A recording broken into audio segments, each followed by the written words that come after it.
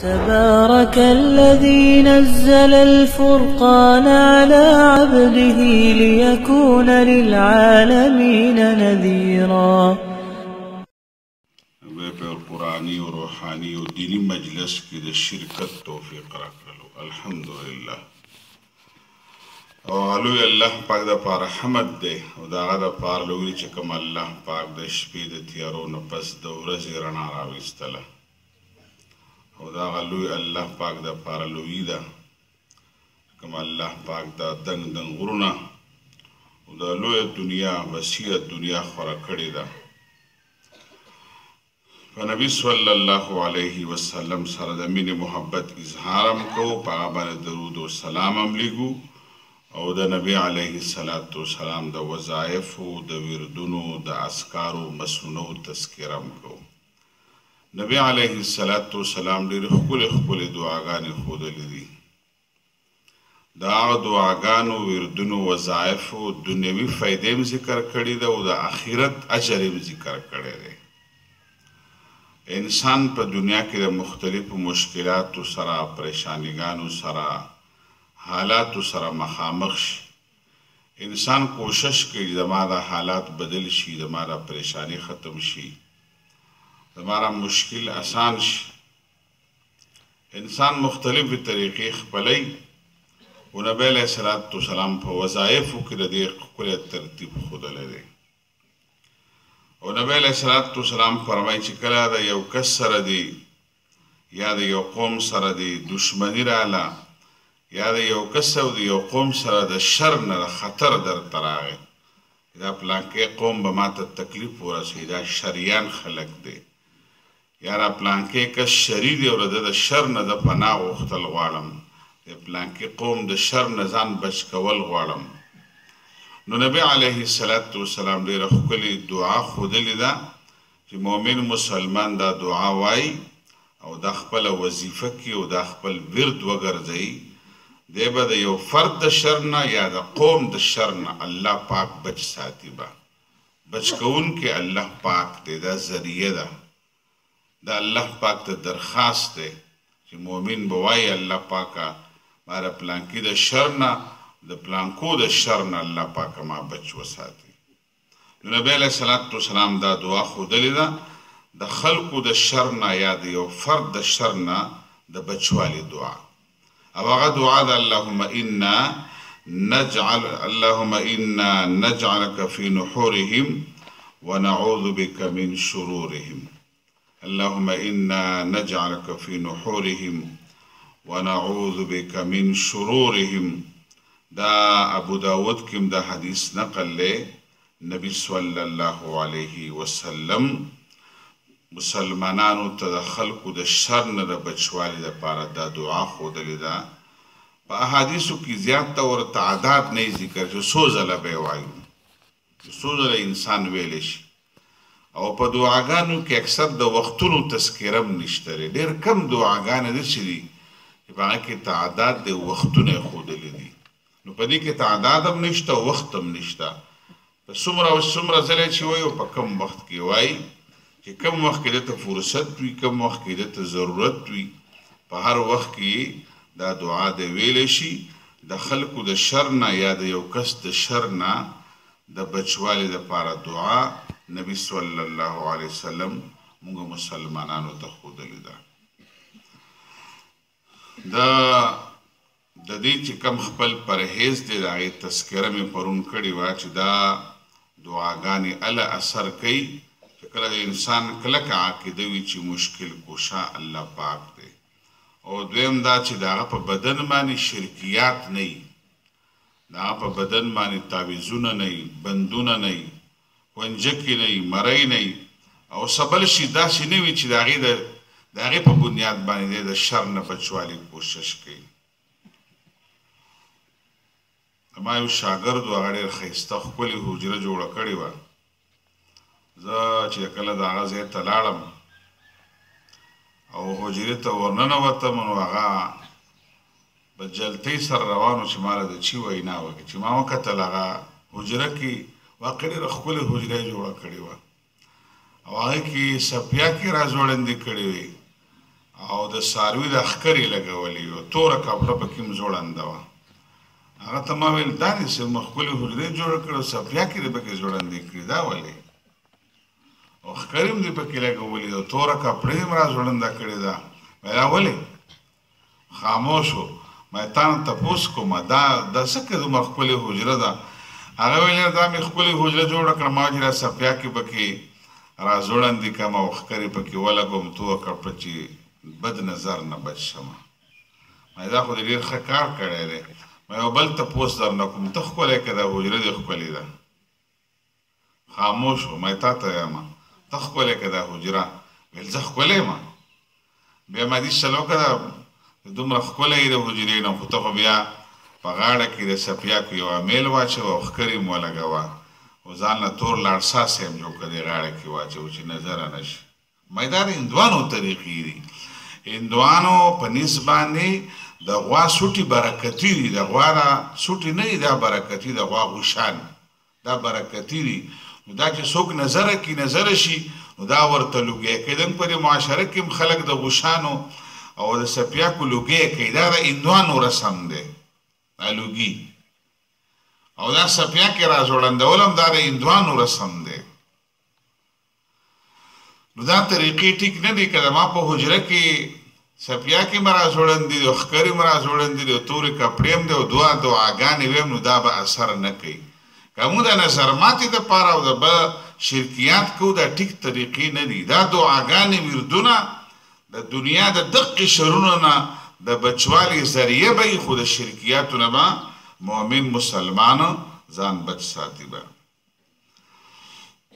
زمونږ سره نن چې په کومه کتابچو کې سبق دی، هغه سبق صفحه ده 11 نمبر صفحه ده، 11 نمبر صفحه باندې په کتابچو کې سبق دی. اعوذ بالله من الشیطان الرجیم. بسم الله الرحمن الرحيم. ما كان محمد أبا أحد من رجالكم ولكن رسول الله وخاتم النبيين وكان الله بكل شيء عليما.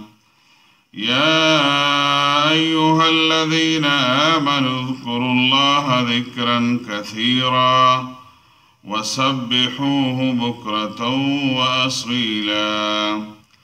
هو الذي يصلي عليكم وملائكته ليخرجكم من الظلمات إلى النور وكان بالمؤمنين رحيما. تحيتهم يوم يلقونه سلام وأعد لهم أجرا كريما. يا أيها النبي إنا أرسلناك شاهدا ومبشرا ونذيرا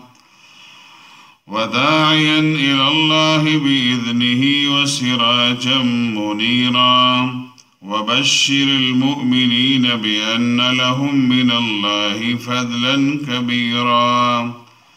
ولا تطع الكافرين والمنافقين ودع أذاهم وتوكل على الله وكفى بالله وكيلا. سبحانك لا علم لنا إلا ما علمتنا إنك أنت العليم الحكيم. رب اشرح لي صدري ويسر لي أمري واحلل عقدة من لساني يفقه قولي. اللهم صل على محمد وعلى آل محمد كما صليت على إبراهيم وعلى آل إبراهيم إنك حميد مجيد. اللهم بارك على محمد وعلى آل محمد كما باركت على إبراهيم وعلى آل إبراهيم إنك حميد مجيد. ډیرو درنو عزتمندو مسلمانانو ورونو او مسلمانانو خویندو، الحمدلله د فهم قرآن کلاس د دویمې ورځې آغاز باقاعده تلاوت کلام پاک او درس حدیث نه وشولو. نئی موضوع زموږ د عقیده ختمی نبوت د نبی صلی الله علیه وسلم متعلق دا عقیده ساتل چې دا آخري پیغمبر دی او دا آخري رسول دی، آخري نبی دی، د ده نه پس بل رسول، بل نبی او بل پیغمبر راتلونکی نشته دی. او دا د قرآن شریف عقیده ده. الله پاک اولنی انسان پیغمبر را لېږلی و آدم علیه السلام. اولنی انسان پیغمبر و او بیا په انسانانو کې د پیغمبرانو یو لویه سلسله چلولې ده چې تقریبا د هغې تعداد رسیږي 1,24,000 پیغمبرانو ته. او دې پیغمبرانو ته الله پاک حکم کړی و چې دې خلکو ته د ما د بندګۍ پیغام ورسوئ چې خلکو تاسو د الله پاک بندګي به کوئ. پیغمبرانو ډېر ښه انداز باندې ټول انسانیت ته چې کوم علاقې ته الله پیغمبر لېږلی دی هغې ته دعوت رسولی دی. بیا د چا منودلي د خلک بد شوي دي، د چا نه ده منودلي، الله د طرف نه عذابونه راغلي دي. او دې پیغمبرانو نه الله پاک په دې ټولو انسانانو کې څه خاص مرتبې ورکړي دي د عامو انسانانو نه. ټول پیغمبران انسانانو او ټول پیغمبران سړي وو. پیریانو کې د پیغمبرانو د ذکر داسې نشته په قرآن او حدیث کې چې په پیریانو کې پیغمبرانو څوک وکه نه وو. ځکه هم د پیریانو سره زموږ کار نشته دی. خو اولنی انسان چې الله پاک پیدا کوو دنیا ته راتلو نو هغه پیغمبر و. دې پیغمبرانو نه الله پاک په دې انسانانو کې څه خاص مرتبې ورکړي دي. یو دا ده چې دا ټول پیغمبران الله پاک د ګناهونو نه بچ ساتلي دي. عصمت انبیا زموږ په دې کتابونو کې یو بنیادي اهمه مسله ده. ټول پیغمبران الله د ګناهونو نه بچ ساتلي دي. کومه تذکره چې په قرآن شریف کې د پیغمبرانو متعلق راغلی ده هغه پیغمبرانو د ګناه په تصور نه دي کړي.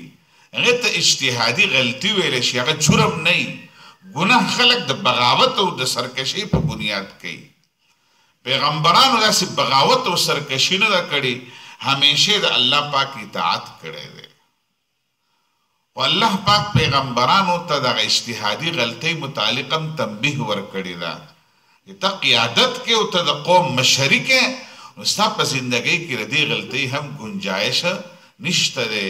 پیغمبرانو ته ویل احتیاط به کوئ. نو ټول پیغمبران الله د ګناهونو نه بچ ساتلي دي.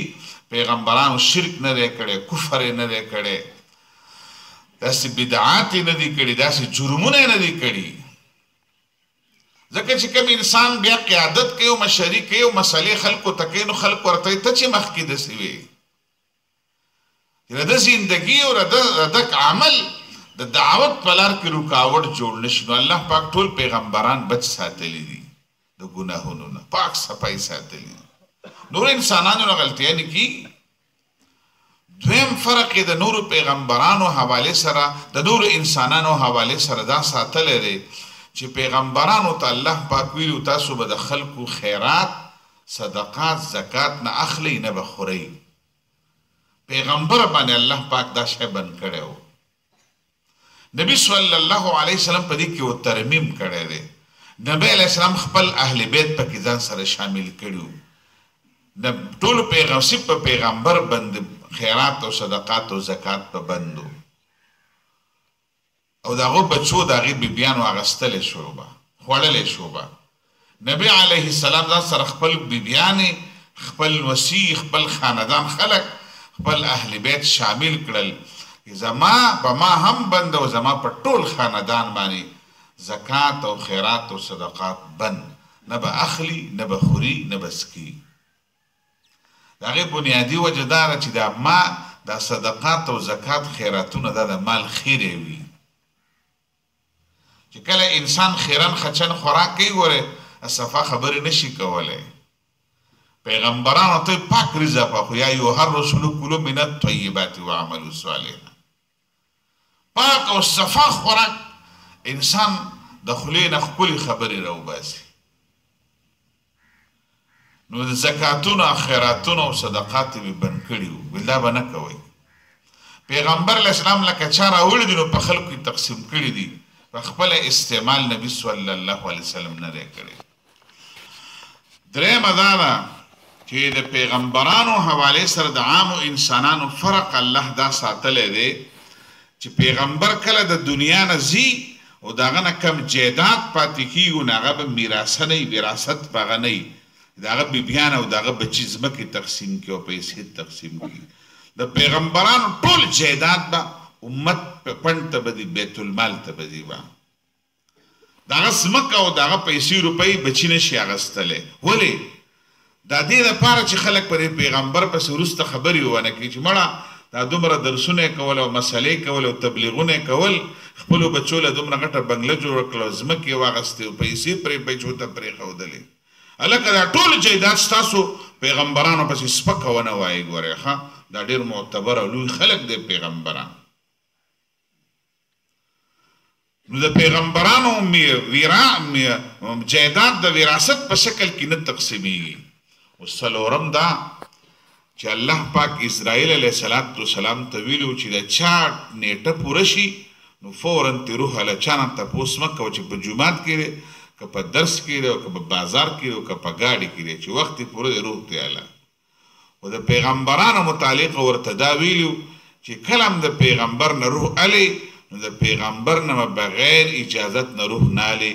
پیغمبر نه به تپوس کوي. دا ادب او احترام دی د پیغمبرانو.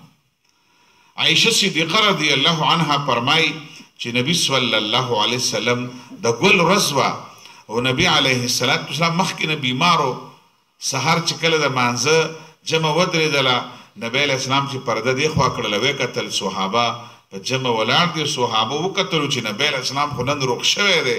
او مخ مبارک یې داسې پړقېږي. نږدې و چې ځینې صحابو په مانځه کې کتلی وی نبی علیه السلام ته، خو نبی علیه السلام واپس پرده ښکته کړله. نبی علیه السلام په دې سهار باندې ټیکو، خو دا چې د ساختي د اشراق ټیم شو،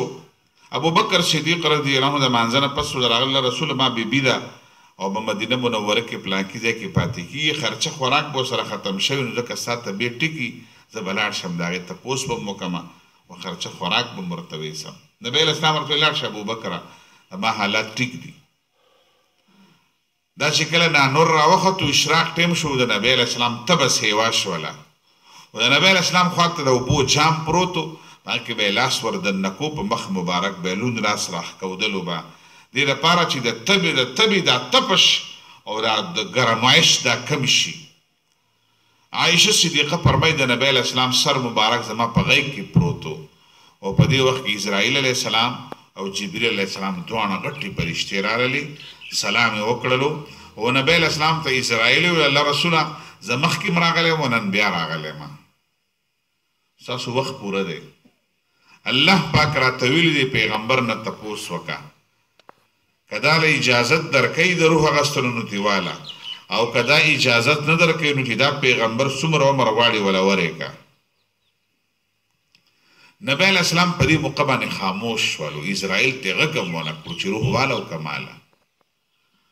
جبریل علیه السلام د نبی علیه السلام استاذ هم و، لویه فرشته وه، د نبی علیه السلام نه مقام چوت نه و. جبریل علیه السلام نبی علیه السلام ته وویل ما ته پته ده ستا خاموشي ولې ده، مرګ نه خو نه هېرېږي او د خپلو ملګرو صحابو نه دې زړه نه کېږي، ځکه صالح جماعت و، پاکو خلکو نفوسو، پاک نفوسو، یو پاک ماحولو او دا مره ښکلی جماعت یې د صحابو تیار کړی، د داسې ښکلي مجلس نه بیا د انسان زړه نه کېږي، داسې ښکلي خلک پرېږدم او لاړ شمه. نبی علیه السلام ته جبرائیل علیه السلام وویلو ویل ساره د خپلو ملګرو نه ډه نه کېږي ویل صحابو نه، وایي ګوره د اسرائیل ته اجازت ورکړه چې دا روح درنه والي، ځکه الله پاک ستا د ملاقات شوق لري، الله پاک دا شوق ولي چې زه محمد صلی الله علیه وسلم سره ملاقات وکړم. نبی علیه السلام بس دعاګانې شروع کړې. عایشه صدیقه رضی الله عنها فرمایي چې نبی علیه السلام دعاګانې شروع کړلې، ما تاسې اندازه وشوه چې اجازت یې ورکړلو او د نبی علیه السلام د لاس پورته ورا پرېوتلو و نبی صلی الله علیه وسلم نه روح مبارک لاړلو. زه ډېره پریشانه شوم، د نبی علیه السلام سر مبارک مې فورا په بالښت باندې کېښودلو، بیبیانو طرف ته مې منډه کړله او د ډېر غم د وجې نه مې د خولې نه چغه وختله، ځکه ډېر لویه صدمه وه. د نبی علیه السلام د دنیا نه رخصتي ډېر لویه صدمه وه. انس رضی الله عنه فرمایي ما ته هغه ورځ هم یاده ده چې مدینه منورې ته نبی علیه السلام داخلېدلو نو یو نور راختلی و، د اسمان والا نور، او خلکو دا مدینه داسې صفا کړې وه، دا کوڅې خلکو سنبال کړې وې او په دې بلو باندې جینکۍ ولاړې وې او ترانې ویلې طلع البدر علینا من ثنایة الوداع وجب الشکر علینا. دا ترانې جینکو ویلې د نبی علیه السلام استقبالو او داسې ښکارېدله چې د قبا نه نبی علیه السلام مدینې ته داخلېدلو تا په ویل دویم نور راوختلو، داسې دا مدینه پړقېدله، یو دان د آسماني نور و، یو د نبی علیه السلام داخلېدل او یې د ماشومانو په دې بلو باندې دا استقبالي ترانې وې چې نبی علیه السلام داخلو، داسې د مدینې نه ښکلا وه، پړقارو. یو هغه ورځ وه چې د مدینې خلک خوشحاله و، او بل هغه ورځ وه چې د سحرو نور راختلی خو په مدینه کې تیاره وه، هر چا په سترګو کې اوښکې وې او د هر چا خفګان و، او تا به ویل دا مدینه کې بیا تیاره شوله. دا هغه ورځ وه چې د ګل ورځ وه او نبي صلی الله علیه وسلم وفات شوی و. ما ته هغه مخکینی منظر او دا ورځ ما ته بلکل د ما د سترګو ته وویل. ډېر لویه صدمه وه د نبي صلی الله علیه وسلم رخصتي د دنیا نه. مقصد مې دا و چې اسرائیل ته هم الله پاک و د پیغمبرانو ادب احترام ښودلی دی. مونږ ټولو مسلمانانو باندې د پیغمبرانو ادب او احترام لازم دی. زموږ ټولو پیغمبرانو په پیغمبرتوب، د هغوی په نبوت، د هغوی په رسالت عقیده او ایمان دی. مونږ ټولو پیغمبرانو باندې ایمان ساتو. ټول پیغمبران الله پاک مبعوث کړي دي انسانانو ته، خو زموږ دا عقیده هم ده چې آخري پیغمبر محمد مصطفی صلی الله علیه وسلم دی. دا زموږ عقیده ده. د ټولو پیغمبرانو رسالت مونږ منو. دې وجې موږ دنیا خلکو ته وایو مونږ تنګ نظره خلک نه یو، مونږ انتها پسند خلک نه یو. زمونږ د اسلام نظریه او عقیده ډېره وسیع ده. مونږ د عیسی علیه السلام نبوت هم منو، مونږ د موسی علیه السلام نبوت هم منو، مونږ د ابراهیم علیه السلام نبوت هم منو، مونږ تر آدم علیه السلام پورې ټولو پیغمبرانو نبوت منو.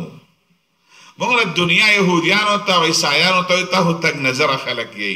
خپل پیغمبر منئ، زموږ پیغمبر نه منئ. څومره تنګ نظر او انتها پسند خلک یئ تاسو. تاسو رویو کو تشدد دی، مونږ په رویو کې وسعت دی. مونږ ټولو پیغمبرانو د نبوت د عقیدې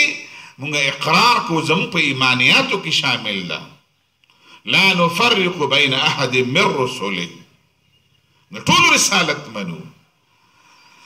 دا خبرې زه ځکه کوم چې زموږ په مسلمانانو کې څوک ترجمان نشته دی،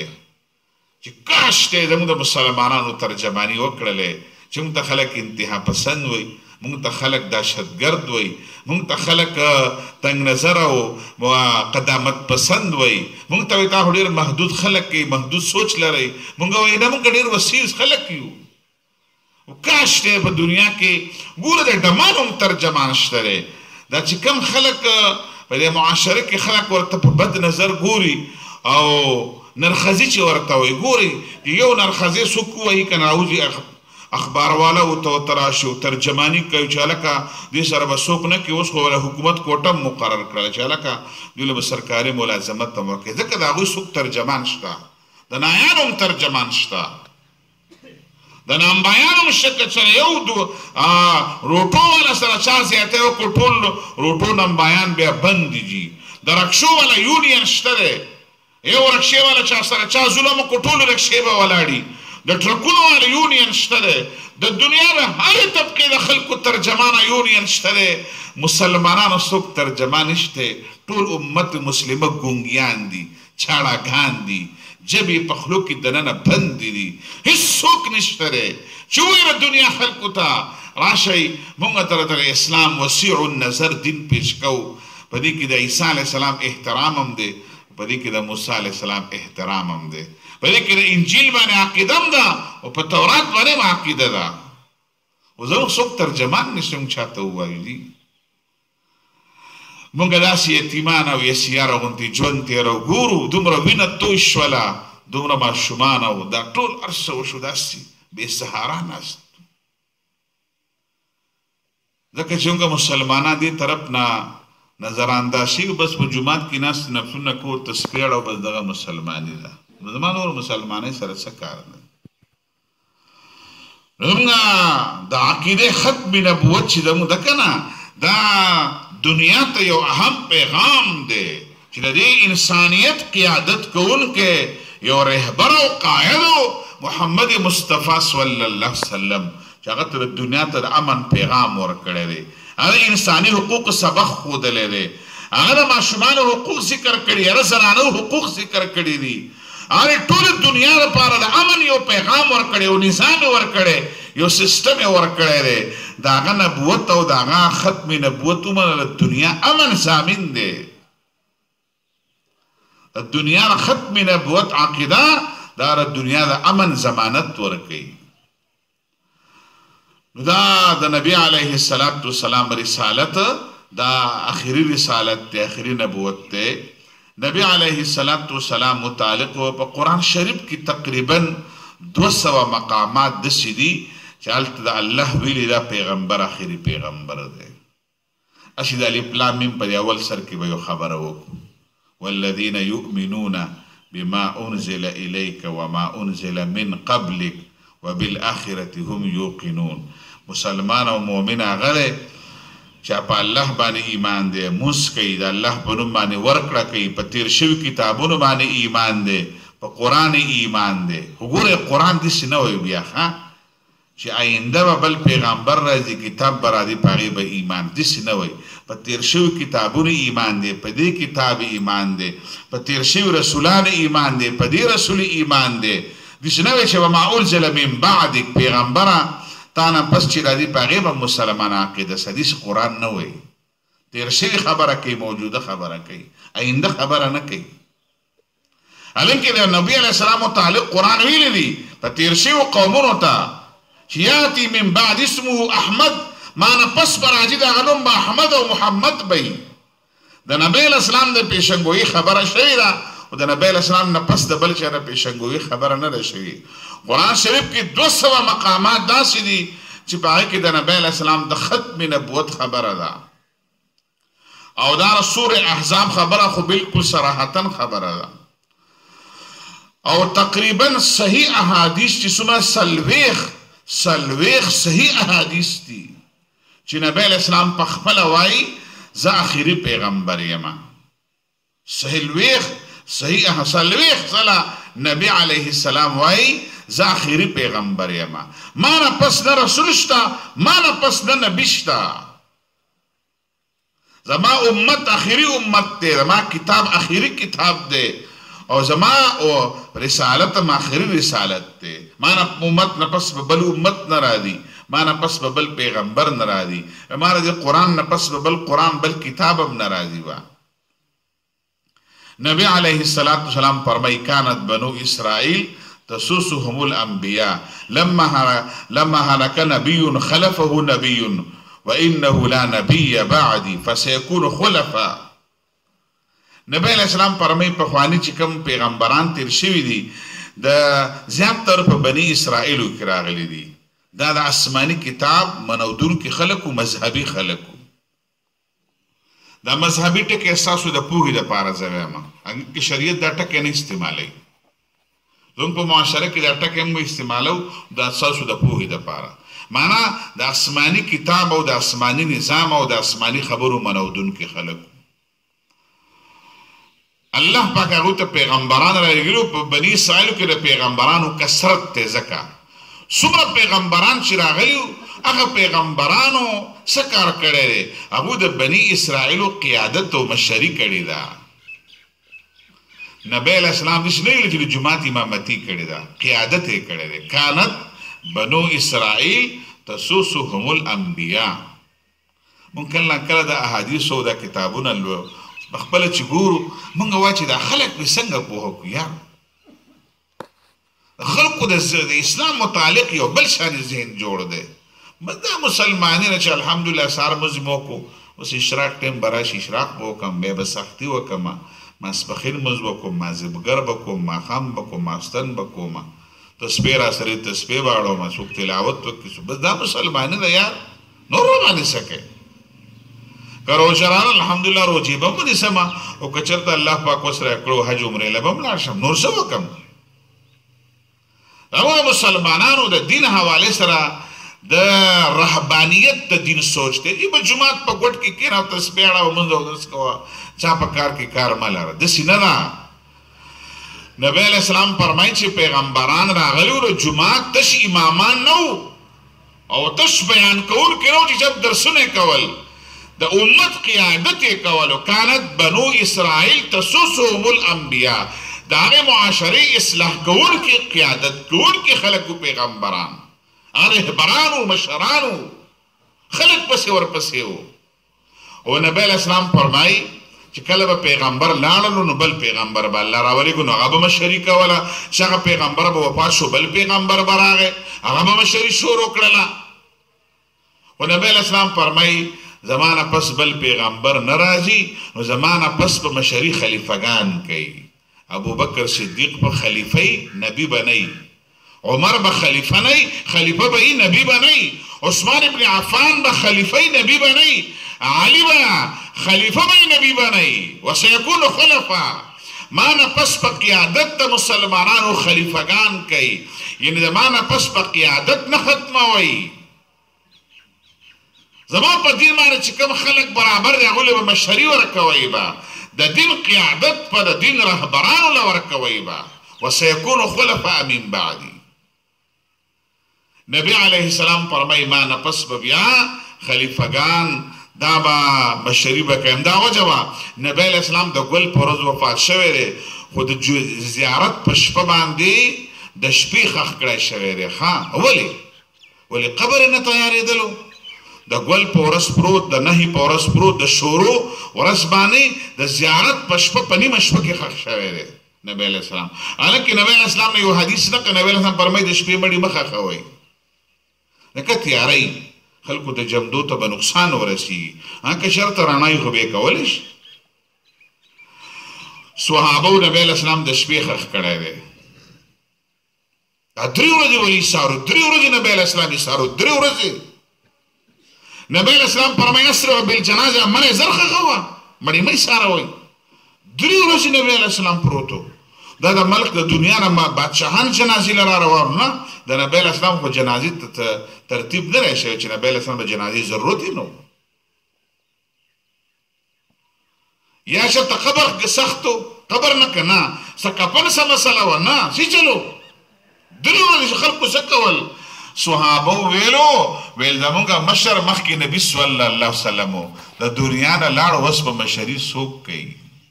ویل اول به مشر مقرر و هغې نه پس په نبی علیه السلام ښخوه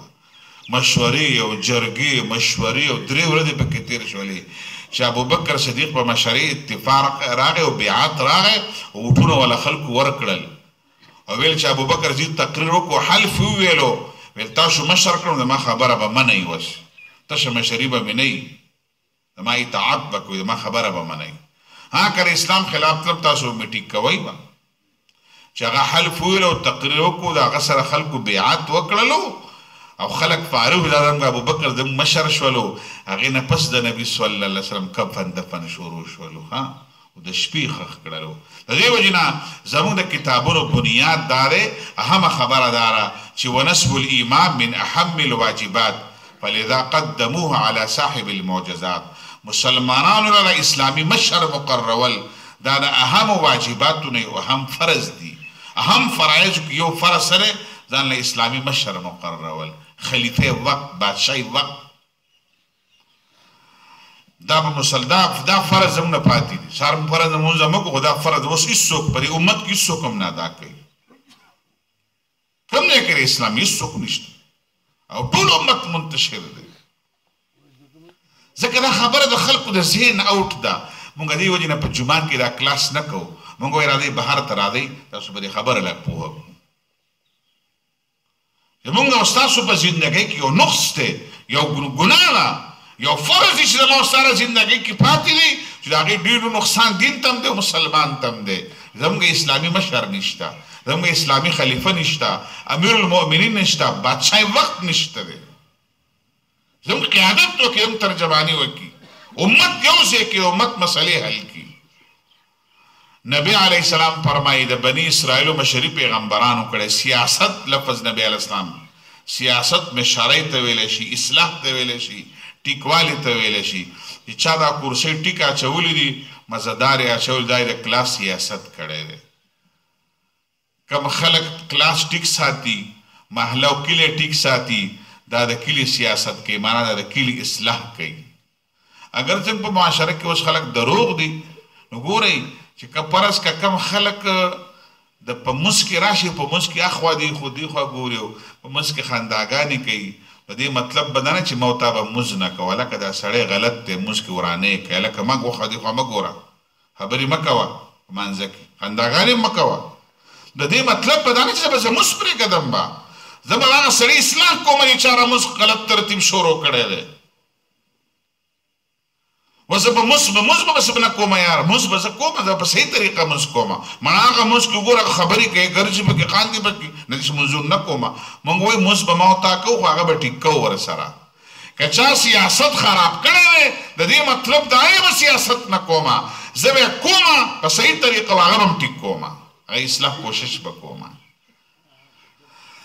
که څوک سود کوي که نه حلاله نه ګټي د دې مطلب دا چې به سود کومه نه سود به ختمومه زه به حلال کار کومه زموږ د خلکو معاشرې د غلط کار اصلاح دپاره خلک انډوکارې نه کوي مړه زه غلط کار کوي زموږ د معاشرې دا سوچونه ځینې خراب شوي دي نو نبی علیه السلام فرمایي ما نه پس به پیغمبر نه وي بیا نبی علیه السلام یو مثال ورکړی دی نبی علیه السلام فرمایي د ما د نبوت مثال داسې دی لکه چا چې ښکلې بنګله جوړه کړي که نه ډېره خوبصورته بنګله او سیاحان راځي پکې ګرځي ډېره مزداره بنګله ده په دیوال کې یوه خښته یې هغه نیمګړې وي ټوله خوبصورتي د هغې نیمګړې شوي خلک وایي یار کاش دی دا یوه خښته یې ولګوه دومره ښکلې بنګله ده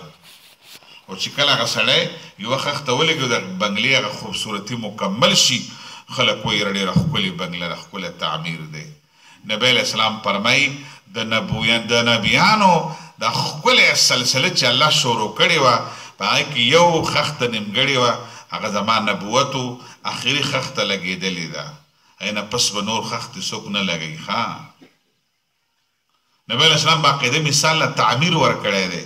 کم خلک په مغلقو خبرو نه پوهېږي چې په کور په کوټه موټه خو خلک پوهېږي که نه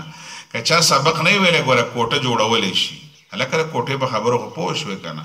نبی علیه السلام فرمایي زه ستا په کوټه کې چې کوم آخري خښته لګېدلې ده د دقه شان د نبیانو آخري نبي مخه بیا نبی علیه السلام فرمایي ما نه پس به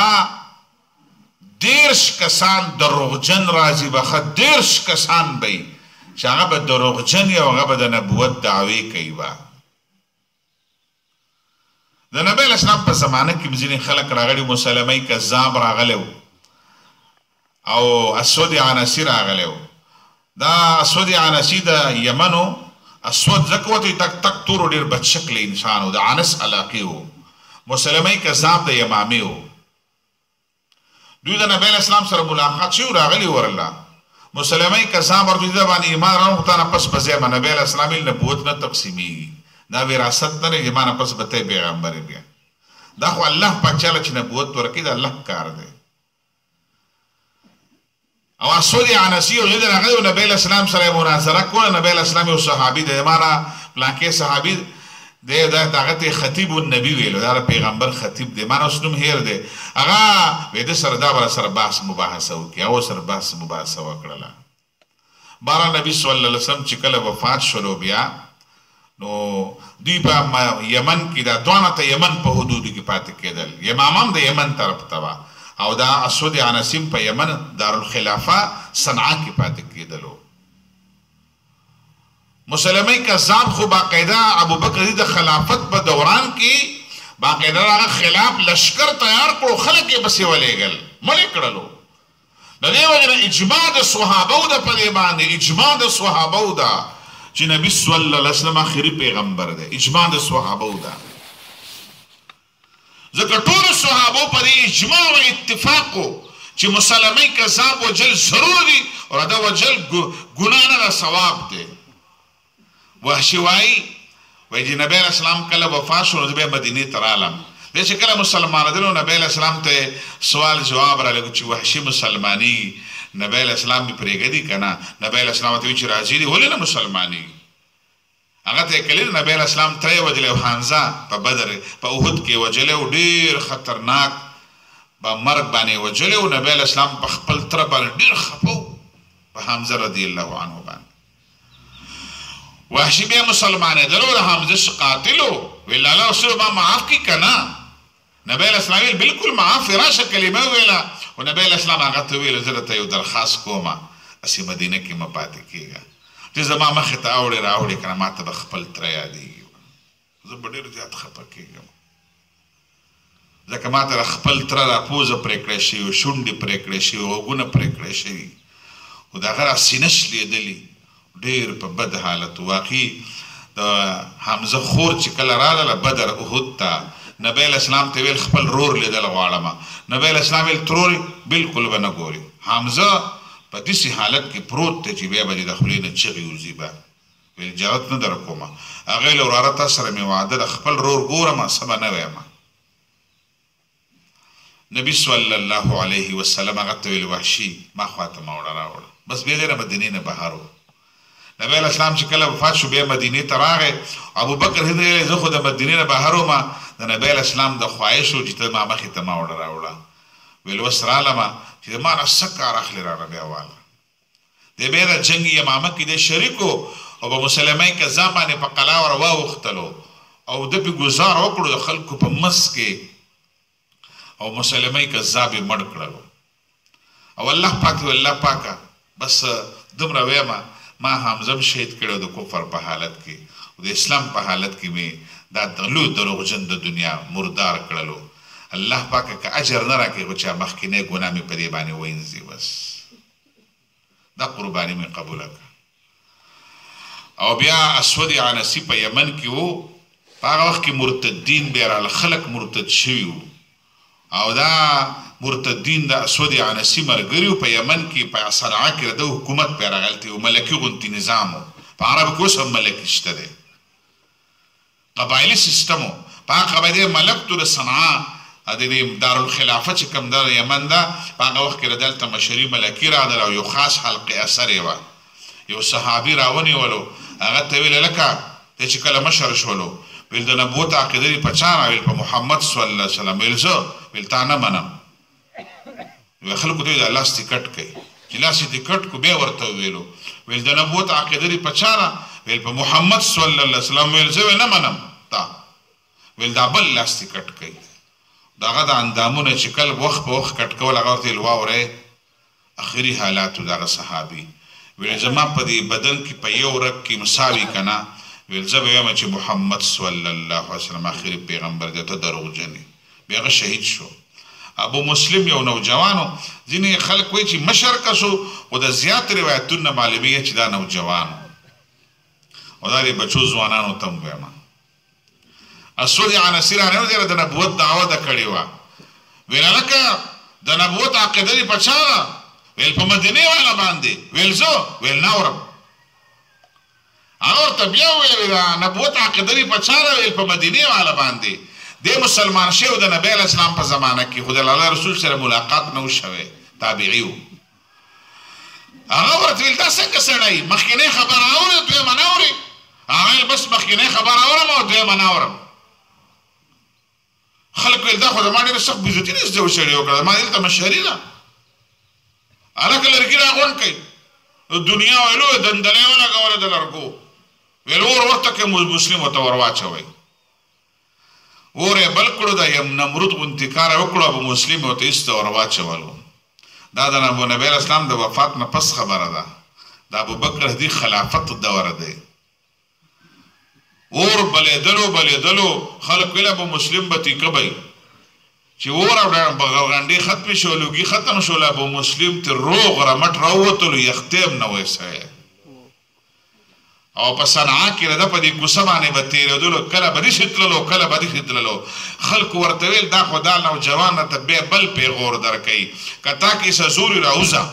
ستا خو اور ودغم بل زور در پکې شته دی هغه ویله ده سره څه وکړمه هغه ویل ستا بېزتي کړي یمن نه وشړه صنعا نه خلک یې بسې کړل او پلو کسانو ته یې حواله کړل دا وشړئ ملک بدر یې کړلو بس دې ایسته مدینې ته راغی جماعت ته مسجد نبوي ته چې کله راورسېدو په جماعت کې 2 رکعاته تحیت المسجد مونځ کو شکرانې 2 رکعاته مونځ سنت طریقه را دې په نفلو باندې ولاړو په مسجد نبوي کې عمر فاروق جماعت ته راغی عمر فاروق چې وکتل دا خو څوک میلمه دی د مدینې خو نه دی صحابه کرام ډېر مهمان نواز خلک وو هغوی چې وکتل نو دی ورته ودرېدلو دې سلام وګرځو ویل میلمه یې ویل او راځه جماعت ریان سر روان کړلو ویل نوجوانه کوم ځای نه راغلی ویل جی د صنعا یمن نه رالمه ویل ښه ویل موږ اورېدلي چې هلته یو هلک دی او هغه د نبوت په ختم نبوت په عقیده باندې موسود عنسي اور ته اچولی دی د اور نه جمدې راوتله دا خبره ټیک ده هغه ویل بلکل صیبه ټیک ده ویل هغه هلک پېژنې ویل بلکل پېژنم دې صحابو ته به الله پاک الهامات کول به مبشرات عمر فاروق په زړه کې الله غورځولی ویل دا دی عمر ورته وایي د مارې په الله قسم یم ته ابو مسلم ورته ویل هم زه یمه وی راځه چې خلیفه لیدې بوځمه ابو بکر صدیق له یې بوته وی راپاسه د دې نوجوان استقبال وکړه ویل دا نوجوان دی ویل چې اسود عنسي ورته اچولی و د ختم نبوت د عقیدې په وجه باندې الله پاک نه رسېدلی ابو بکر صدیق استقبال یې وکړو بیا را دواړو په منځ کې کېناستلو عمر فاروق الحمد دیق الله پاک لرا ابراهیم علیہ السلام جمدیو د دنیا اور ویلو چې ابراهیم علیہ السلام پیغمبر دی ابراهیم علیہ السلام نو سېدلی اور د دنیا اور ویلو ابراهیم علیہ السلام پیغمبر دی خو الحمد دیق الله لرا چې زما د پیغمبر د رخصتۍ نه پس د دنیا اور ویلو محمد صلی الله علیه وسلم د الله رسول دی او آخري رسول دی ویلو کله چا په سینه کې د ختم نبوت عقیده را د دنیا اور هغه ته څه نشي ویلی ویلو جهنم اور څه کې دومره اهمیت دی د الله په نس باندې د ختم نبوت د عقیدې ښه دا معمولي خبره نه ده معمولي خبره نه ده ډېره اهمه خبره ده چې رسول الله صلی الله علیه وسلم د دنیا د رخصتۍ نه پس داسې واقعات راغله دا دروغجن خلک پیدا شولو خو اسود عنسي هم الله پاک په خراب مرګ باندې مړ کړلو هغه بل هم د دنیا چې چا هم دعوه کړې ده د ختم نبوت عقیده د چا نقصان رسولی دی خدای غرق کړی دی زمونږ په بر صغیر کې بر صغیرو په اکبهین کې غلام مرزا غلام محمد قادیاني دا دعوه کړې وه دا په هغه زمانه کې د ذاکر نایک په شانتې ډېر مناظره باز او خلک به د عیسایانو د تنګو غټې غټې مناظرې ګټلې مرزا غلام محمد هغه وخت کې مسلمان و ما هغه وخت کې د انګریزانو سازش دا و چې موږ په دې وطن کې پاتې کېږو نو که دلته مسلمانانو مونږ را دوی یره محسوس کوو نن خو زمونږ ماتحت دي او که دوی له جهاد هتیار کله پورته کړل نو بیا به هم کاته خراب وي نو څه وکړو ویل جهاد منسوخ کول غواړي جهاد ختم کوي هلکه جهاد به څوک ختموي ویل دا عوام د مسلمان د پیغمبر خبره ډېره مني د مولا خبره هم مني خو د پیغمبر خبره ډېره مني نو پیغمبر ورله پیدا کوي په پیغمبر جهاد ختم کوي مرزا غلام محمد قادیانی له سرکاري پروتوکول او عزت او احترام او پیسې او دا او هغه بس اخره کې به مسیح موعود مودام اخره په د نبوت دعوه کړله او داغه د نبوت د دعوی یوه ایجنډا وه چې هغه ویل ما د تور جهاد منسوخ د کلاشنکوف جهاد منسوخ د کفر خلاف د کافر خلاف به هتیار نه پورته کوي ها که ته زباني جهاد کې او تبلیغ ورته کوې کوه ورته کوه که څه سړک او کوڅه جارو کوې نو دام جهاد دی او که حلوا خورې که نه حلوا خوره دام جهاد دی حلوا خورې ته هم جهاد وویلو کوڅې جارو کولو ته هم جهاد وویلو ویل توره به نه رالی ټوپک ختم هلکه د ژبې او د قلم جهاد او د جاروګانو جهاد او د الوا جهاد او د ماتې ډوډۍ جهاد او دا جهاد او دا جهاد او چې دا ونه را پرېوتله دا هم جهاد او بس جهادونه خو اوس ډېر شی شولو یار زموږ د مسلمانانو طریقه دا ده چې دا ونه را پرېوتله وایي دا شهیده شوله موږ ته خلک وایي پلانکې شهید دی موږ پته نه لګي د شهادت دپاره مخکې جهاد منودل ضرور دی ښه چې چا اودس نه یې کړی ګورې لمونځ یې نه یې کړي نه کېږي به څوک جهاد نه مني شهید ورته څنګه ووایم یار ته به اول جهاد مني اول به جهاد کې بیا به شهید کېږي به وایي جهاد نه منم او جهاد نه کوم او شهید به راته وایي هلکه څنګه درته وایم زموږ استاد الله پاک دې وبخي شیخ عنایت الرحمن رحمت الله علیه هغه به ویل د حدیث سبق دی طب در تب دیتی ضربت اذا جاء ویل دا پټک په یو شان دی په خوا یې به بل شان دی جهاد نه منم او شهید به راته وایي څنګه درته ووایم ته خو اول جهاد ومنه اول جهاد وکړې به شهید کېږي به د میرزا غلام محمد قادیاني دقه یوه جنډه وه نو مردار شلو ختم شو الله غرق کړلو او بیا په دې وطن کې د ختم نبوت تحریک وچلېدلو او لکه قادیانان په ډېر لویو محکمو کې زموږ وزیر خارجه په هغه زمانه کې قادیانی و غټ غټ افسران قادیانان و چې کله د ختم نبوت تحریک شروع کېدلو مولانا مودودي رحمت الله علیه مسله قادیانت ولیکله چې قادیانان غیر مسلم دی قرآن او حدیث اوس هم د مولانا مودودي کتاب دی مسله قادیانت وګورئ د ختم نبوت رساله هم دغه خو بنیادي کتاب دغه مسله قادیانت دی او چې هغه کتاب ولیکلو چې قادیانان غیر مسلم دي ایوب خان زمانه مولانا مودودي رحمت الله علیه باندې د پارسۍ اډر وکړلو او پارسي ګارډ ته تللی دی دا مونږ کله ناکله وایو که نه مونږ په دې عدالتي نظام باندې لعنت لیږو ځکه مولانا مودودي هم پارسي ګارډ ته رسولی و او ممتاز قادري پارسي کړلو او پرویز مشرف یې پرېښودلو بار ګرځي مونږ وایو داسې عدالت مونږ نه منو او په داسې ججانو باندې لعنت دا مولانا مودودي بیا پارسي ګارډ ته ورسو او بیا ایوب خان ویلو چې دا مولانا دی وایي چې خیر ما سره د رحم دلۍ خبره وکړي مولانا مودودي ویلو ویل د مرګ فیصلې په اسمان کې کېږي چې ما الله پاک مړ کوي که نه ما څوک نشي بچ کولی او چې ما الله پاک نشي نه پانسي کوي نه مې مړ کوي ما ایوب خان پلار هم نشي پانسي کولی ویل د مرګ فیصلې پورته کېږي په ځمکه نه کېږي هغه مولانا مودودي و ویل معافي نه غواړم مسله مې کړې ده او کتاب مې لیکلی قادیانان غیر مسلم دي په هغه زمانه کې ډېر مولیان پټ شوي ګورئ ښه چې چا ډېرې چغې والې هغه مولیان پټ شو د مرګ نه وتښتېدل مولانا مودودي پانسي ګارډ کې پروت و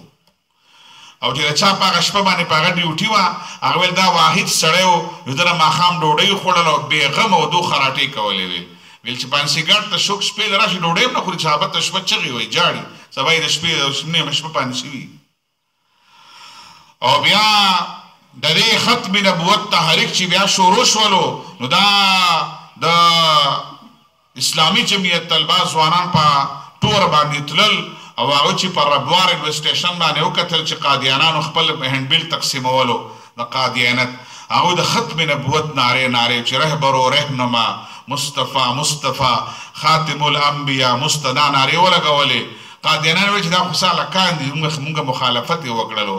دا هلکان واپس راځي دوی سره به مونږ ګورو چې واپس دوی د ټور نه راتلل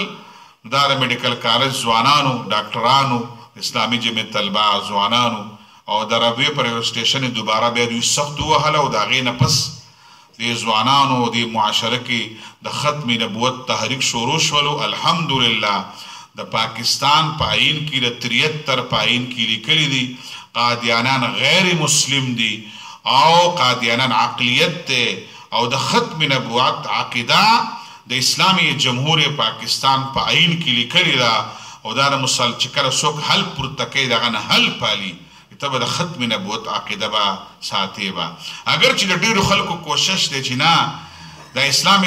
اسلامیت هم لري کې جمهوریت پاکستان وایي سیکولر پاکستان وایي او دا د قادیانانو خبرې ختم ځکه میډیا ډېره خطرناکه میډیا ده کله کله زم دا نام نهاد دانشوران کله کله دا خبرې کوي مونږ وایي پاکستان د لا اله الا الله محمد رسول الله په نوم آزاد شوی اسلامي جمهور پاکستان دی دلته به ختم نبوت په دلته به د ختم نبوت عقیده وي امون په دې معاشره کې د نظام د پاره کار کو چې کوم اخري نظام الله پاک را لګره خلکو ته مرګري شي په دې کې موږ د خپل نظام د پاره په دې معاشره کې کار کو پټي خبرې نه کو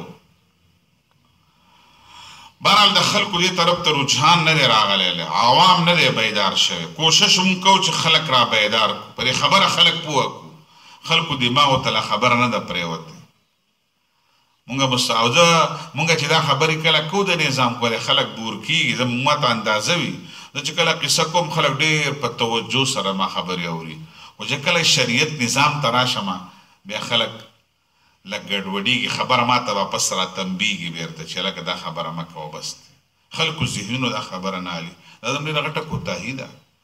الله پاک فرمایي ما كان محمد أبا أحد من رجالكم ولكن رسول الله وخاتم النبيين وكان الله بكل شيء عليما نبي محمد صلى الله عليه وسلم پلار د یو کس د نارینه استاسونه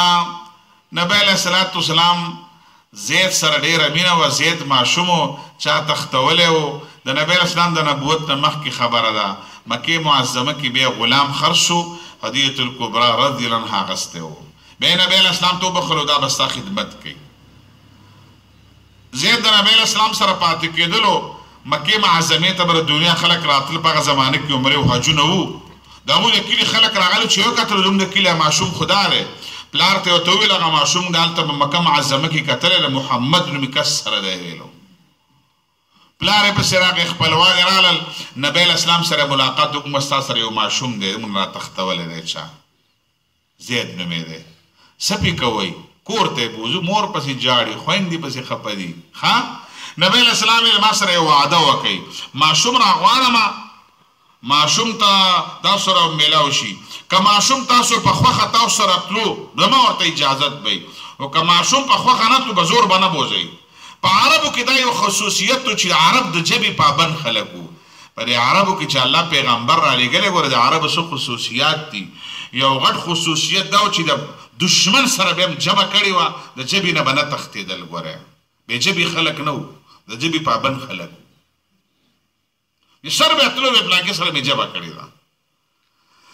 د ژبې پابند خلکو چې ماشوم یې راوغوښتلو نبی علیه السلام الله پیژنوي دا مې پلار دی یا مې دا تره دی ماما مې نه چې هر څوک دا نور پلار ورته وویلو تر غاړه وتلو چې مور درپسې جاړي بچیه ټوله دنیا هم درپسې وکتل او زه چې ځو راځه زید ورته ویل نه ځم او دا غلامي دې خوښه ده هغه ویل دا غلامي نه زه پلار ورته بیا ویله ګوره زه مور به سره مینه کوي مور په خوا کې به نه زه به سره مینه کوم زید ورته ویل زه د کمې ګورې ولې لاندې ناست یم چې دا کم شفیق انسان دی مهربانه دی سوال نه پیدا کېدل د خوا نه لاړ شمه نبی علیه السلام ورته ویل نبی علیه السلام پیغمبر نه دی لا خو دې ماشوم خپل پلار او خپلوان رخصت کړل ورسره لا نه ډلو نبی علیه السلام د دې ماشوم ټولې خبرې واورېدلې خو نبی علیه السلام د ماشوم خو ما سره ډېره مینه ده او ډېر متاثره دی ما نه لاس نیولې ولو د عربو رواج دا و چې د چا سره به یې مینه وکړله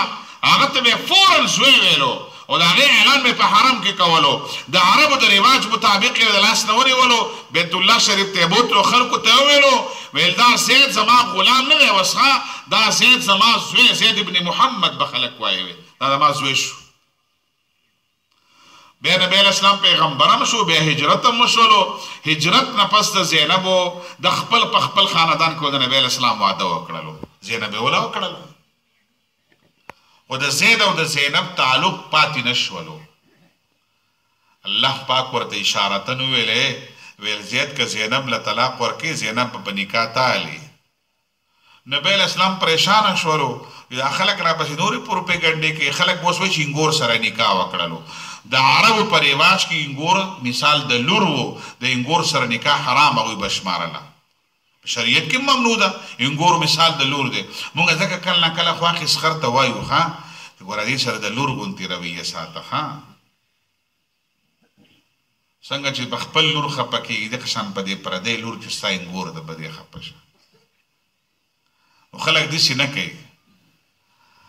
د خپل لور سره یو شان تعلق انګور سره بل شي. دا د خلکو په دې کې غاړې بندې دي په دې کې. بهرحال نبی علیه صلات والسلام دغه کار بیا وکړو. زینب له طلاق ورکړلی شولو. زینب الله رسول ته الله ورته تبې اخلي. د مکې د مدینې خلکو دا لا څنګه چللی وی خو انګور سره نکاح وکړلو پروپیګنډې شروع شولې. الله پاک ویل نه یو خبره داره چې دا خو دا زید د ده سوی نه دی. دا قانون ختم کړو دی څوک د چا په وینا به څوک ورور کېږي خور کېږي نه ګورې ښه هم په دې وطن کې خدا نه دا ما د نکاح پلار دی دا مې د نکاح رور دی. نو ښځې دې بیا پرده نه کوي. زما نه خدای لپاره رور دی خدای لپاره خور دی. موږ خدای لپاره ټول خویندې ورونه یو یو بل نه به پرده یي. په اسلام کې چې دی د نکاح رور او د نکاح پلار نشته وکیل ورته شریعت وایي رور یې ورته نه دی ویلی. که ته ورته رور وایې نه موږ د نه به پرده کوي. موږ ټول مسلمانان خویندې ورونه یو اسلامي دا موږ یو خدایي خویندې ورونه یو خو پردې نظام دی. دا الله پاک ویل په خولې باندې څوک ورور کېږي خور کېږي نه ښه ویله د حق پلار دی چې د چا زوی دی او د ده دا ښځه د انګور نه ده. نو چې دا رواج دی نو دا د الله رسول دی او دا آخري پیغمبر دی د ده نه پس بل پیغمبر نه راځي نو دا ټول رواجونه به دی ختموي به. د ختم نبوت یو اهمیت دا دی ټول رواجونه به دی ختموي به. دا ټول سیستم ځکه بل پیغمبر خو نه راځي. نو الله ویلو محمد صلی الله علیه وسلم په تاسو کې د چا نارینه پلار نه دی. د جینکو پلارو نونه وي واده شوي زامن یې وواړه واړه خو وفات شوي وو. په دې وخت کې د نبی علیه السلام نارینه اولاد نه وو چې غټ غټ وي هغې ته سړي ویلی شي. جینکۍ نونه وي ویل دا ستاسو کې د چا د نارینه پلار نه دی او د الله رسول دی نو د پیغمبر خو یو بنیادي کار وي ابا دا ټول رواجونه ختمي او آخري پیغمبر دی دا به بل چاته دا خبر نه پرېږدي په خپله به دا کار کوي. وخاتم النبیین آخري پیغمبر دی. چې په کور کې هسې د دې لغت په دې ختم نبوت په دې ختم باندې دی عربي لغت ولا ډېر بحث کړی دی خو هغه زه نه چېړم. زه د خپلې معاشرې خبرې کوم چې موږ ته په کور کې زنانه وایي چې چیني ختم شو دی به څه مطلب وي چیني ختم شو نو په کور کې نور چیني نشته. هلکه کلاس ختم شولو ښه په 5مه ورځ به کلاس ختم وي. د کلاس ختم به څه مطلب سبا به بیا کلاس کېږي نه بیا به نه کېږي. هلکه اوړه ختم شو د چې نه چې یو بورې اوړه شته دی او ښځه هسې وایي چې اوړه ختم شو. د ختم معنا ختم نشته جي. د خاتم النبیین دا معنا نبیان ختم شو. ختم النبی چینه ختم شو اوړه ختم شو چې ختم شو کلاس ختم شولو اوبه ختمې شولې معنا نور نشته دی. الله وایي دا آخري پیغمبر دی نور نبیان او رسولانو نشته دی. نبی علیہ السلام فرمای آخری رسول یما لا نبی بعدی ولا رسول بعدی ما نه پس نه وروسته رسول شته او نه نبي شته. د خاتم ختم معنا په پښتو کې هم دغه ختم شو دقه پښتو معنا ده ختم النبیین ختمونکی د نبیانو دی. نبیان ختم رسولان ختم او که قادیانی په دې معنا نه پوهېږو بیا څه وکړو جي. وکان الله بكل شيء عليما والله پاک خبر دے په هر شي باندې. یا ایها الذين امنوا اے مؤمنانو اذكروا الله یادوي الله پاک لرا ذکرن کثیرا په یادولو ډیرو سره. په قرآن شریف کې ګوره دا یو خبر الله په یو ځای کې کړې ده ښه چرته م الله نه وي چې مونځ ډېر کوئ زکات ډېر ورکوئ ښه الله وایي ذکر ډېر کوئ. اے مومنان اذکروا الله ذکرا کثیرا چرته د نورو اعمالو د ډېروالي خبر الله نه ده کړې چې پیسې ډېرې ولګوئ مونځونه ډېر وکړئ حجونه ډېر وکړئ دا نه دي ویلي. الله وایي ذکر ډېر کوئ.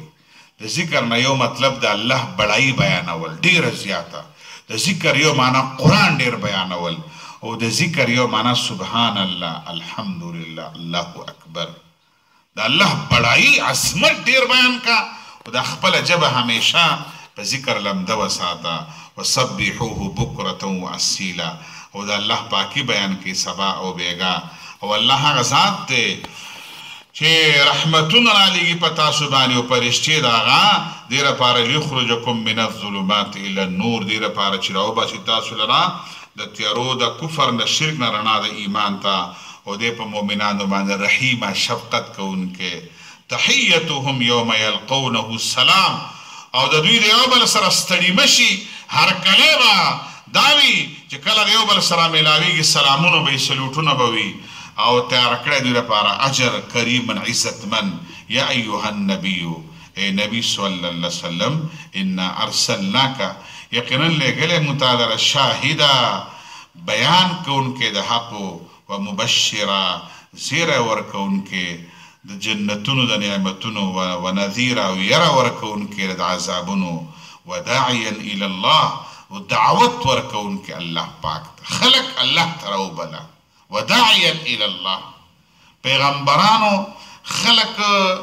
دیوبندیت طرف ته، بریلیت طرف ته، فرقواریت طرف ته، گروپ بندی طرف ته، قوم پرستی طرف ته، نسل پرستی طرف ته، شخص پرستی طرف ته خلق نه دی دعوت کړي. خلق الله پاک ته رابلودلی دي. خلق د پښتو رواج ته پښتو چې پښتنو راغونډ شي نه، خلق پښتو ته نه دی راغوښتي، خلق عجمیت او عربیت ته نه دي، د دیوبندیت او بریلیت په بنیاد یې کار نه دی کړی. د الله پاک د دعوت او د الله پاک د اولوهیت او د هغه د لویوالي په بنیاد یې کړی. وداعیا الی الله، خلقو الله پاک طرف ته خلق رابلئ. ګورئ مونږ چرته، مونږ پر خپلو پروګرامانو کې چرته هم مولانا مودودي ته خلق نه راواړو. مونږ خلق قرآن او حدیث طرف ته راواړو. مونږ په قرآن کلاس کې قرآن او حدیث د چا سپکم نه وایو، خپله درنم نه وایو، مونږ قرآن او حدیث وایو. بیا پکې کله زه ښکارېږم، کله پکې ته ښکارېږي. زه پکې ښکارېږم نو دې کې د ما څه نقصان دی؟ دا خو شریعت خبرې دي. نو الله پاک فرمایي وداعیا الی الله، خلق به الله طرف ته رابلي د هغه په حکم سره، او سراجا منیرا، دا رڼا ده پړقېدونکې. د الله رسول ټوله معاشره رڼا کړې ده په دین سره، او زیری ورکه مؤمنانو ته، یقینا دوی لپاره د الله طرف نه فضل دی لوی. ولا تطع الکافرین والمنافقین، خبر مه منه د کافرو د منافقانو. ودع اذاهم، او پرېږده د دوی دا تکلیفونه، د دوی دا پروپیګنډې، او توکل وکړه په الله باندې. وکفا بالله وکیلا، الله کارساز دی، ټوله معامله به الله پاک جوړوي. الحمدلله، زموږ دا الحمدلله مضبوطه عقیده ده چې محمد صلی الله علیه وسلم د الله پاک رسول او اخری دی، او الله پاک به انشاءالله موږ په دې باندې جنت راکوي. موږ به انشاءالله د نبی علیه السلام د لاس مبارک نه د حوض کوثر به الله پاک موږ ته راکوي، او موږ انشاءالله د نبی علیه السلام شفاعت به موږ ته الله را نصیب کوي. موږ به انشاءالله د نبی علیه السلام سره په جنت کې وځای کېږو. ځکه دا عقیده دا د جنت د داخلېدلو، د شفاعت د نصیب کېدلو، د حوض کوثر د نصیب کېدلو یو بنیادي اهمه ذریعه ده. او په دې موږ فخر کوو چې الله پاک موږ له د ختم نبوت، د رسالت، د هغه د پیغمبرۍ کلکه عقیده ده، پکې هېڅ شک او شبهه نشته دی. دا زموږ عقیده په خپل ځای پرته ده، خو دا موږ یو بل ته تازه کړه چې د دې څومره اهمیت دی چې د دنیا بور هم بیا انسان ته څه نشي ویلی، چې د آخرت اور او د جهنم د اور نه خو به الله پاک موږ خامخا بچ ساتي. به که کم خلک په دې معاشره کې داسې څه پروپیګنډې کوي، داسې څه خبرې کوي، ځینې شیزونه تقسیمیږي په یونیورسټو کالجونو کې، د ځوانانو ته خلکو رسیږي، ورته سکالرشپ ورکوي، بهر ته خلک تعلیمونه لیږي، ځینې لالچونه ورکوي. د دې ټولو خبرو مقابله به ځوانان او بچي هم کوي، تعلیم یافته خلک به هم کوي، عام خلک به هم کوي، زنانه به هم کوي، نارینه او ماشومان ټول د نبی علیه السلام د رسالت، د ختم نبوت د عقیدې دفاع کول دا به موږ کوو. او خلک به ډېرې خبرې کوي چې هلکه تاسو د توحید رسالت قانون جوړ کړی ده، پلانکې چلېده، دا ټول پروپیګنډې دي. مونږ وایو د توحید رسالت د قانون په شکل په نتیجه کې به خلق محفوظ کیږي، به پیغمبران شان محفوظ کیږي. پیغمبران ډېر لوی مخلوق، ډېر لوی خلق د الله پاک، ډېر لوی مرتبه والا خلق. دا د دې موږ په میډیا باندې ځینې خبرې کېږي، ځکه دا خلک خپل مسلمانان بیداره وو چې په دې پروپیګنډې کو په دې خبرو کې موږ چېرته را نه شو. الله پاک دې موږ له تر مرګه پورې د ختم نبوت په عقیده مضبوط وساتي، او الله پاک دې د مسلمانۍ او دیندارۍ زندگی مونږ ته راکړي د بېدینۍ او د بېایمانۍ د زندګۍ نه د الله پاک مونږ بچ وساتي. سبا له به انشاءالله چې مونږ کم درس کوو نو هغه هم ډېر اهم درس دی او هغه د اتفاق حوالې سره دی چې به مونږ د امت اتحاد او اتفاق دا هم د تقوا تقاضا ده. اتحاد حوالې سره یو بل سره مینې حوالې سره محبت حوالې سره سبا هم ډېر زیات اهم درس چې زموږ د معاشرتي نظام تاسو ته بس اندازه بیا وشي ځینې خبرې او واقعات مونږ وایو چې مونږ ته به اندازه وي چې زما ستا څه پوزیشن دی ګوره ما ته وبکې خړ ښکارېږي ګوره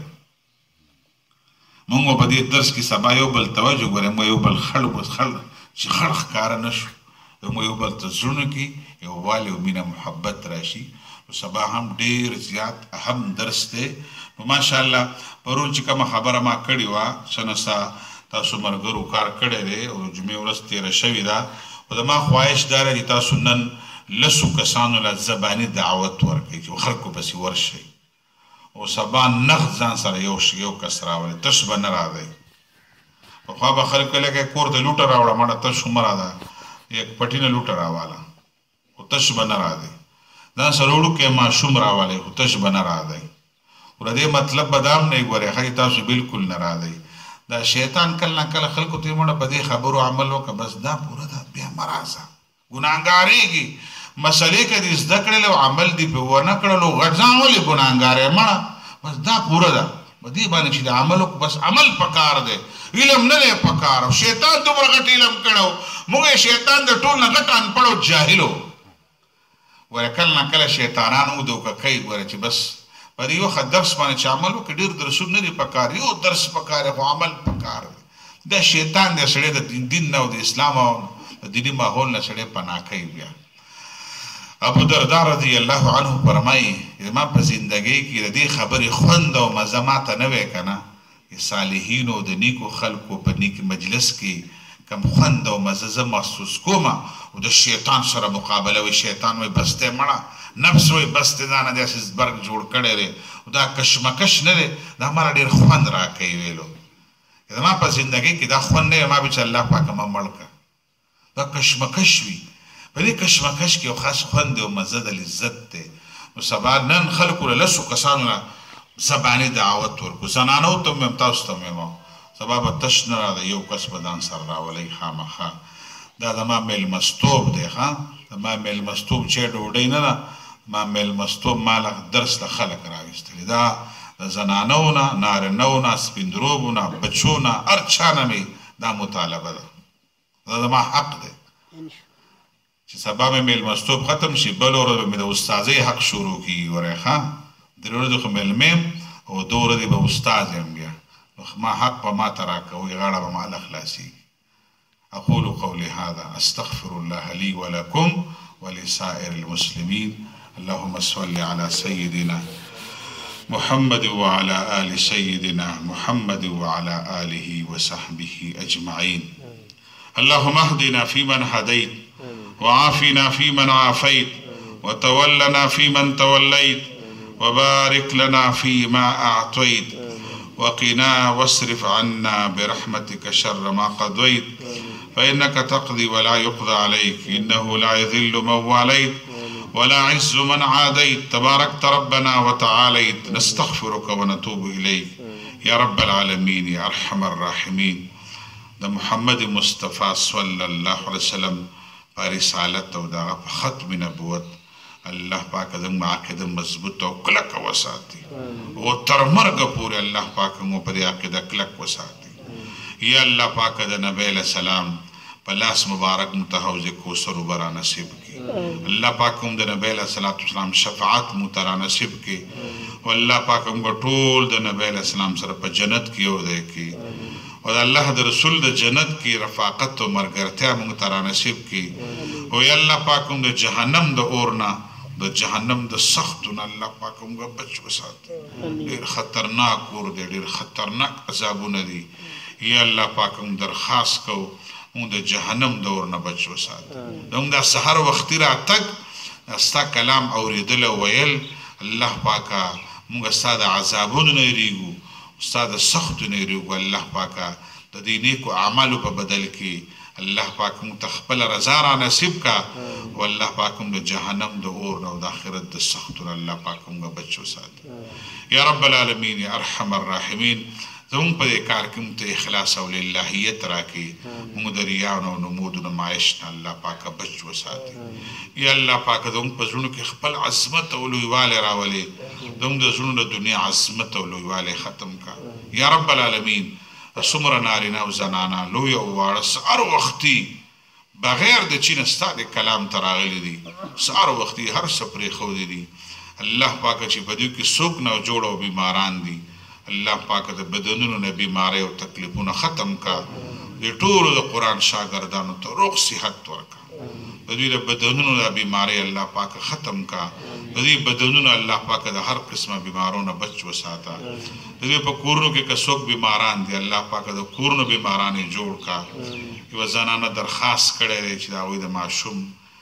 او پریشن دي دعا ورلو کې چې الله پاک دا پریشن دي بچي الله پاک کامیاب ور دي بچي د بدن دا بیماری الله پاک ختم